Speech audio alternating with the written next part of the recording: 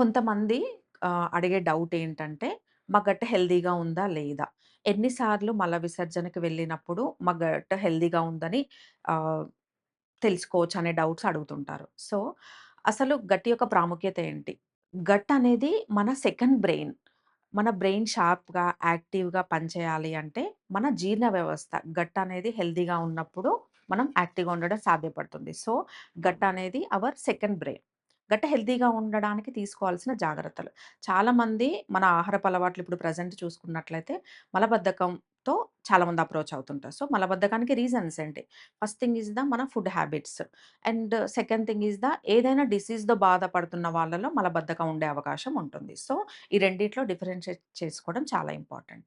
మనం తీసుకునే ఫుడ్‌లో పీచు పదార్థాలు, ఫైబర్ ఇంటేక్ తగ్గినప్పుడు అండ్ విపరీతమైన జంక్, మైదా, వాటర్ ఇంటేక్ ప్రాపర్‌గా లేనప్పుడు మలబద్ధకం వచ్చే అవకాశం ఉంటుంది.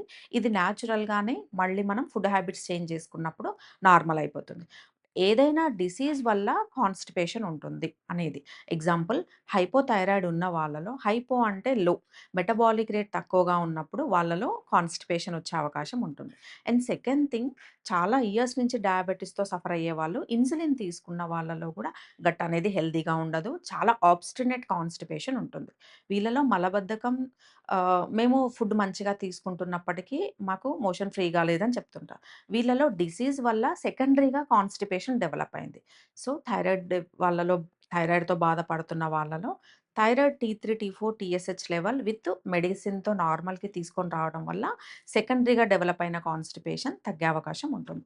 అండ్ డయాబెటిస్ వాళ్ళలో కూడా ఎక్సెస్ మెడికేషన్ తీసుకున్నా కూడా ఇన్సులిన్ కూడా ఎక్కువైనప్పుడు మలబద్ధకం వచ్చే అవకాశం ఉంటుంది. సో, రూట్ కాజ్ ఐడెంటిఫై చేసి మలబద్ధకాన్ని రెక్టిఫై చేసుకోవచ్చు. సో, ఎవ్వరు కూడా కాన్‌స్టిపేషన్‌ని నెగ్లెక్ట్ చేయొద్దు. ఇది ఒక వార్నింగ్ సైన్‌గా పరిగణలోకి తీసుకోవాలి. సో, ఎవరైతే ఇప్పుడు చెప్పిన ఇలాంటి సమస్యలతో బాధపడుతున్నారో, పర్మనెంట్ సొల్యూషన్ కోసం సైడ్ ఎఫెక్ట్‌లు లేని ట్రీట్మెంట్ కోసం కింద స్క్రోల్ అవుతున్న నంబర్‌కి కాల్ చేసి డాక్టర్ గారిని డైరెక్ట్‌గా సంప్రదించండి.